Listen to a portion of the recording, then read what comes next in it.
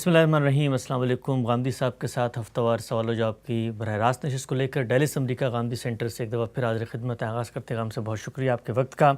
हमने आपसे एक मौजू पर इस्तिफ़ादे का आगाज़ किया था, फ़ौज का बयानिया क्या है। 14 निकात की सूरत में मैंने खुलासा पेश किया था। एक एक नुक्ते पे हम आपसे जान रहे हैं कि आप इन मामलात को कैसे देखते हैं, इल्म सियासत की रोशनी में और दीन की जो मजमूई अखलाकियात हैं उसकी रोशनी में, तारीख़ के अमल की रोशनी में हम इन मामलात को कैसे सुलझा सकते हैं। पहला नुक्ता ज़ेर बहस आया कि फ़ौज हमारे मुल्क में वहदत की, फेडरेशन की अलामत है। बड़ी तफसील से आपने उस पर गुफ्तगू की।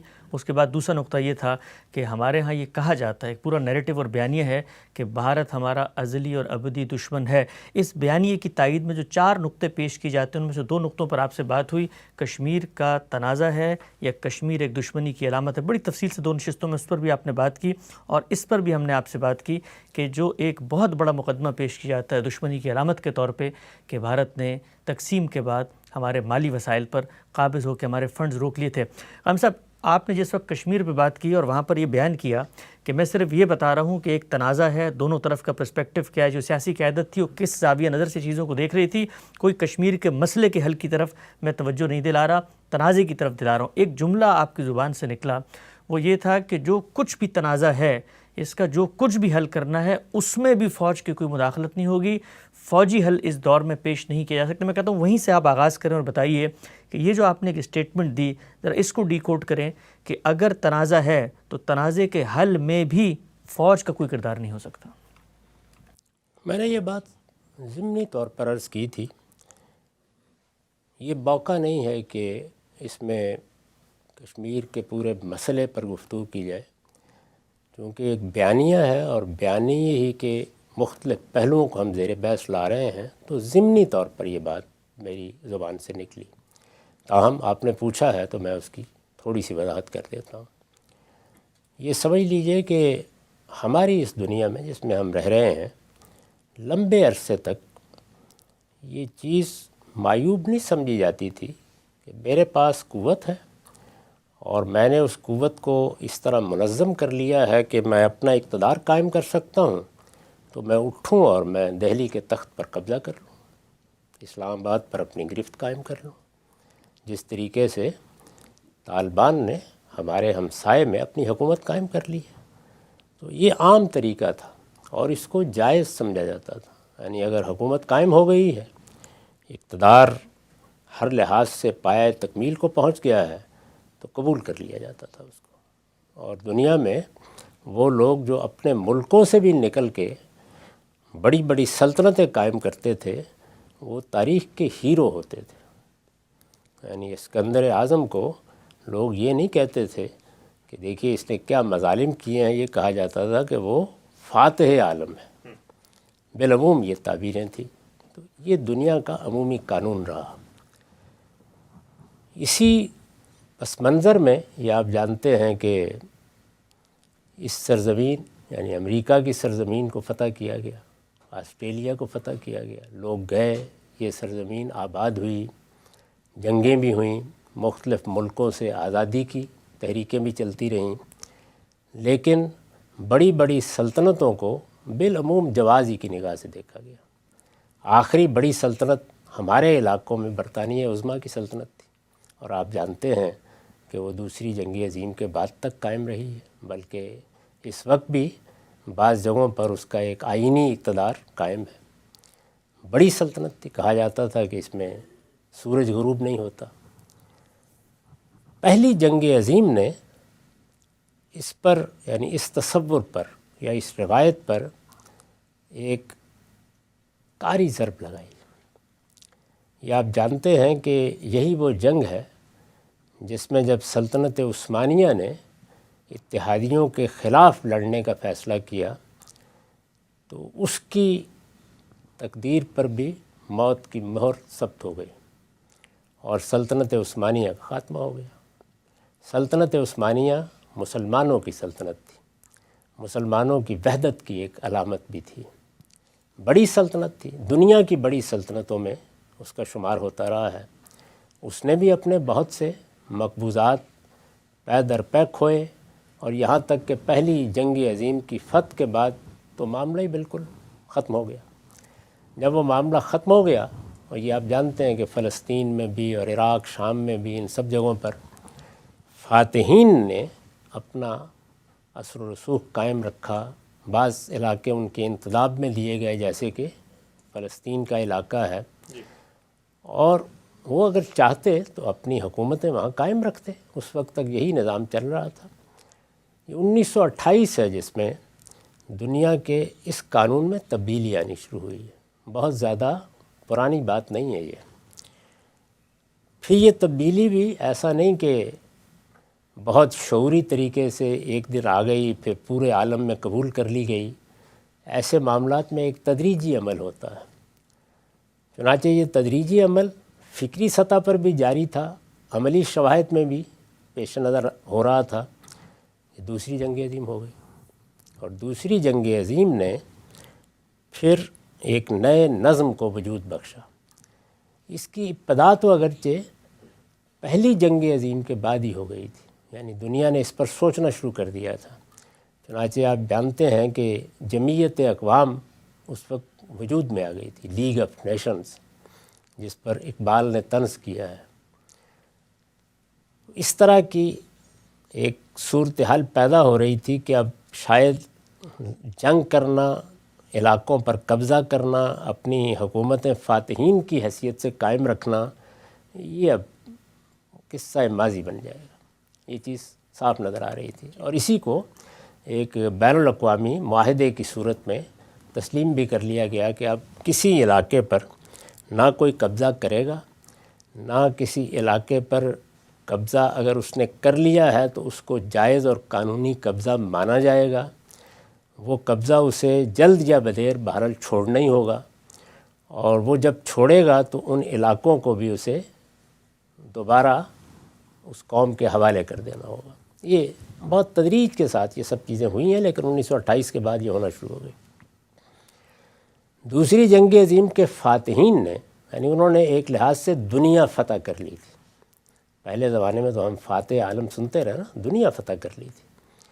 تو پوری دنیا میں ایک نظم قائم کیا ہے. یہ نظم فاتحین کا قائم کردہ ہے. اس میں جن ممالک کو بظاہر آزادی دی گئی وہ کوئی پوری آزادی نہیں ہے, اور یہ پوری آزادی چھوٹی قوموں کو, مختلف ملکوں کو مل جائے, یہ دنیا کی تاریخ میں کبھی بھی نہیں ملی. یعنی ہمیشہ یہی ہوتا رہا ہے کہ بڑی بڑی 2, 4, 5 سلطنتیں رہی ہیں, اور لوگ کیا کرتے تھے, وہ یا ان کے حلیف ہوتے تھے یا ان کے باج گزار ہوتے تھے, اور اس طریقے سے چھوٹے ممالک ایک نیم خود مختاری کی صورت باقی رکھتے تھے.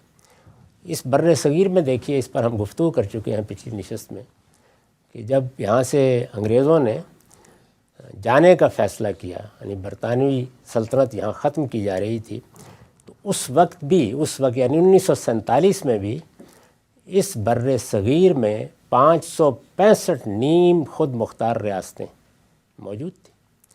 یعنی وہ ریاستیں اپنے اپنے حکمران رکھتی تھیں, ان کو ایک نوعیت کی خود مختاری بھی اپنے حدود میں حاصل تھی, لیکن مثلا وہ دفاع کے معاملے میں, مواصلات کے معاملے میں یا امور خارجہ کے معاملے میں کوئی فیصلہ نہیں کر سکتی تھی. اس معاملے میں برطانوی حکومت ہی سب معاملات کو دیکھتی تھی. اس سے بھی زیادہ بعض دلچسپ چیزیں آپ کو برطانوی سلطنت میں ملیں گی. ہم نے ایک زمانہ ملیشیا میں گزارا ہے. آپ جانتے ہیں کہ وہاں براہ راست اس طرح کی حکومت بھی قائم نہیں کی گئی, یعنی جس طرح کی حکومت برطانوی ہند کے حد تک براہ راست قائم کر لی گئی تھی, وہاں وہ بھی قائم نہیں کی گئی, بلکہ پینانگ کے ایک جزیرے میں بیٹھ کر انہوں نے وہاں کے مقامی بادشاہوں کو, جو 9-10 کے قریب تھے, ایسے ہی اپنا ماتحت بنائے رکھا جس طریقے سے ہماری ان ریاستوں میں, اور باقی معاملات وہ خود دیکھتے رہے. تو یہ طریقہ یہاں ریاستوں کے معاملے میں اختیار کیا گیا, یا اور بہت سی جگہوں پر بھی خود انگریزوں نے اختیار کیا, بعض دوسرے اور فاتحین نے اختیار کیا.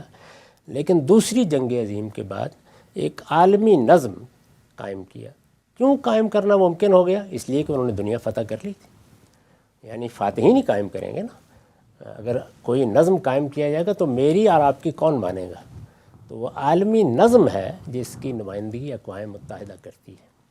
اور یہ عالمی نظم اگرچہ بہت سے اچھے اقدار پر قائم کیا گیا ہے، اس میں انسان کے بنیادی حقوق کا منشور منظور ہوا ہے، جو خود دنیا کی ایک بڑی کامیابی ہے۔ بہت سے ادارے بنے ہیں، لیکن کیا اس کے بعد یہ مان لیا گیا ہے کہ دنیا کی سب قومیں خود مختار ہو گئی ہیں؟ ایسا ہرگز نہیں ہے۔ یعنی 5 بڑی طاقتیں ہیں، وہی دوسری جنگ عظیم کے فاتحین، وہ 5 کون ہیں؟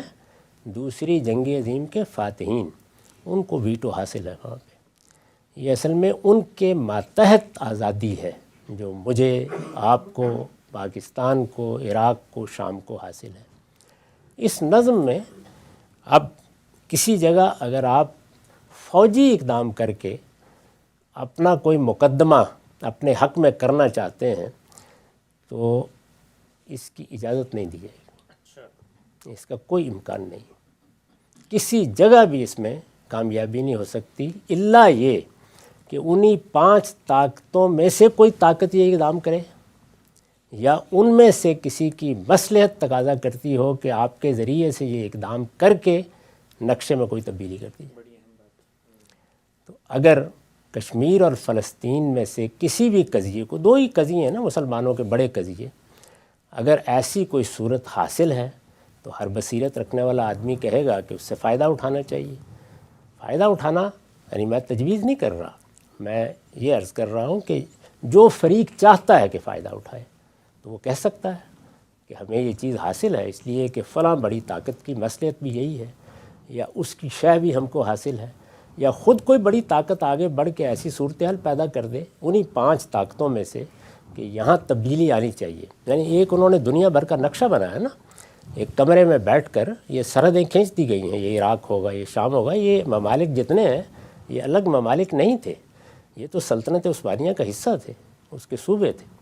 تو یہ جب نقشہ بن گیا ہے تو اس میں اب آپ کوئی یا میں کوئی تبدیلی نہیں کر سکتا، یہ ممکن ہی نہیں ہے۔ ایسی کوئی تبدیلی اگر آپ ان 2 مستثنیات کے سوا کرنے کی طرف قدم بڑھائیں گے تو آپ کو بہرحال پیچھے ہٹنا ہوگا، جانا ہوگا، آپ کو یہ نہیں ہو سکتا۔ ہاں البتہ کسی موقع پر کسی ہڑبونگ سے فائدہ اٹھا کر کوئی اقدام کر لیا جائے، اس کو ہم دیکھ چکے ہیں کہ 47 میں جب یہ سب کچھ ہو رہا تھا، ایک تقسیم ہو رہی تھی، خود وہ یہ نقشہ بنا رہے تھے، گویا نقشہ بنانے کے موقع پر سے اقدام کر کے 1/3 کشمیر پر قبضہ کر لیا گیا، تو ہو گیا۔ اور اس میں ایک کنٹرول لائن بھی ہے، اس وقت اس پر آپ بھی کھڑے ہیں، اور وہ کنٹرول لائن اگرچہ ابھی کوئی بین الاقوامی سرحد تو نہیں مانی گئی، تاہم جو کچھ آپ کے پاس ہے وہ آپ کے پاس ہے، جو کچھ ہندوستان کے پاس ہے وہ ہندوستان کے پاس ہے۔ تو یہ صورتحال ہے، اس میں اس کا کوئی امکان ہی نہیں ہے۔ اگر کسی شخص نے یہ رائے قائم کی ہے کہ ایسا ہو سکتا ہے تو اس کو غور کرنا چاہیے، یہ دنیا کو بصیرت سے سمجھنے کا طریقہ نہیں ہے۔ نہ عربوں کے اقدامات کامیاب ہو سکے، نتیجے کے طور پر ان کے بہت سے علاقے خود اسرائیل کے قبضے میں چلے گئے، اور اس کے بعد بھی چونکہ اسرائیل کو عرب تسلیم نہیں کرتے تو وہ قبضہ بھی دائیں بائیں کے بعض احوال کے تحت نہ صرف یہ کہ موجود ہے، اس کو آپ اپنی جگہ سے ہلا نہیں سکے، بلکہ دنیا کی مصلحتیں بھی چونکہ اس کے ساتھ شامل ہیں، دنیا کی نہیں، دنیا کی بڑی طاقتوں کی۔ تو آپ دیکھیے کہ صورتحال کیا ہے۔ تو وہی بات جو میں نے آپ سے عرض کی کہ یہ کوئی خود مختارانہ جنگ کر کے آپ نے یہاں قبضہ کر لیا، یہ علاقہ چھڑا لیا، یہ قضیہ حل کر لیا، اس کا دوسری جنگ عظیم کے بعد جو نظم قائم کیا کہ اس میں کوئی امکان نہیں ہے۔ اور جب یہ نظم درہم برہم ہوگا کبھی، اس کے بعد نیا نظم کیا بنتا ہے اس وقت دیکھیں گے کیا ہوتا ہے کیا نہیں۔ اس پس منظر میں نے یہ عرض کیا تھا کہ اس کا کوئی فوجی حل نہیں ہے، نہ ہو سکتا ہے۔ اگر اس وقت بھی جب یہ ساری پالیسی اور یہ بیانیہ بنایا جا رہا تھا، اس وقت بھی کسی نے یہ خیال کیا ہے کہ ہم ایسا حل کر لیں گے، تو میں اس پر کوئی تبصرہ نہیں کرنا چاہتا۔ میرا خیال ہے کہ بڑی بے بصیرتی کا ثبوت دیا ہے۔ جتنے تنازعات ہیں وہ آپ کو، اگر وہ تنازعات کسی بڑی طاقت کی مصلحت نہیں بن گئے کہ ان کو حل ہونا ہے، یا وہ آپ کے ذریعے سے انہیں حل کرانا چاہتے ہیں، تو پھر آپ کو میز پر بیٹھنا ہے، بات کرنی ہے، مذاکرات کرنے ہیں۔ اور میز پر بیٹھنا ہے، مذاکرات کرنے ہیں، کچھ لینا ہے، کچھ دینا ہے، اور اسی طرح یہ تنازعات حل ہونے ہیں۔ یہ کام کر ہی صرف سیاستدان سکتے ہیں، یہ فوج کے کرنے کا کام ہی نہیں ہے۔ اس کی تربیت اس مقصد کے لیے ہوتی ہی نہیں۔ تو جب کسی قضیے یا کسی تنازع کا فوجی حل ممکن ہی نہیں ہے تو مجھے یہ بتائیے کہ اگر آپ کریں گے تو اپنا نقصان کریں گے، اور اگر آپ اس طرح کا کوئی بیانیہ بنائیں گے تو آپ اپنے آپ کو فریب دے رہے ہوں گے۔ تو یہ حقیقت ہے، اس کی طرف میں نے اشارہ کیا۔ اچھا، بہت ہی اہم پہلو آپ نے واضح کیا کہ اس سب کے باوجود کہ ایک بڑا گہرا تنازع ہے کشمیر کا، لیکن پھر بھی فوج کی اس میں مداخلت جو ہے وہ تنازع کے حل کی طرف کوئی پیش رفت نہیں کر سکتی۔ عالمی نظم زمانے کی حرکیات اور سیاسی جو دنیا میں پورا کا پورا ایک خاکہ اور شاکلہ اور ڈھانچہ بن چکا ہے، اس میں یہ کیوں ممکن نہیں ہے؟ دو پہلو واضح ہوئے، کیا بھارت ہمارا ازلی ابدی دشمن ہے؟ دوسرے نقطے کے میں چاہتا ہوں ایک اور نقطہ آپ کے سامنے پیش کروں، اور اس کو بنیاد بنا کر بھی یہ کہا جاتا ہے کہ اس سے تو بالکل 2 اور 2 4 کی طرح واضح ہو گیا کہ بھارت ہمارا ازلی ابدی دشمن ہے۔ دشمن ہوتے ہیں، ممالک ہوتے ہیں، آگے بڑھ کے اعلان کرتے ہیں کہ ہم جنگ کریں گے، لیکن ہم تو بچپن سے اپنی کتابوں میں یہ پڑھتے چلے آئے ہیں کہ دشمن بھی ہے اور بزدل دشمن ہے جس نے رات کے اندھیرے میں ہمارے اوپر حملہ کیا۔ 65 کی جنگ، اس سے بڑا کیا ثبوت ہوگا دشمنی؟ یہ ایک تاریخی جھوٹ ہے جو بڑے پیمانے پر بولا گیا، اور بولنے والوں نے کچھ دیر کے بعد خود بھی یقین کرنا شروع کر دیا کہ یہ ایسے ہی ہے، بالکل خلاف واقعہ۔ یہ آپ جانتے ہیں کہ پہلے ایک معرکہ، یہ ستمبر 65 میں جنگ ہوئی ہے، پہلے ایک معرکہ اس سال کی ابتدا میں رن آف کچھ میں ہو چکا تھا۔ اس میں چونکہ ایک نوعیت کی اسٹریٹجک برتری پاکستان کو حاصل رہی ہے، وہاں کچھ کامیابیاں بھی ہوئی تھیں، بڑے پیمانے کی کامیابیاں۔ اس سے یہ خیال ہوا کہ کشمیر میں بھی ایک اقدام کر کے ہو سکتا ہے کہ ہم قبضہ کر لیں، کیونکہ ہمارے ہاں ایک لمبے عرصے تک لوگ فوجی حل کے سحر میں مبتلا رہے ہیں۔ چنانچہ ایک آپریشن پاکستان کی طرف سے کیا گیا، پھر عرض کرتا ہوں پاکستان کی طرف سے کیا گیا، اس کو آپریشن جبرالٹر کہا جاتا ہے۔ اچھا، اور اس کی ابتدا 5-6 اگست کو ہو گئی تھی۔ اس میں پہلے مرحلے میں کچھ کامیابی ہوئی، لیکن ہندوستان جواب کے لیے تیار تھا۔ جب مزید آگے بڑھنا ممکن نہیں ہو سکا اور ادھر سے پاکستانی افواج کی کمان بھی تبدیل کر دی گئی، یعنی یحییٰ خان کو اسی موقع پر مقرر کیا گیا ہے۔ اس کے بھی پس منظر میں بہت سی داستانیں ہیں، آپ اگر دیکھنا چاہیں تو آپ شہاب نامے میں دیکھ سکتے ہیں، انہوں نے بیان بھی کر دیا ہے۔ میں اس میں سے کسی کی تائید تردید نہیں کرتا، وہ بحث دوسری جانب نکل جائے گی، لیکن یہ ایک واقعہ ہے کہ کمان تبدیل کر دی گئی۔ اس کے بعد پیش قدمی رکی، اور اس پیش قدمی کے رکنے کے بعد پھر ایک دوسرا آپریشن شروع کیا گیا جس کو آپریشن گرینڈ سلام کہا جاتا ہے۔ یہ سب 6 ستمبر سے پہلے ہو چکا تھا۔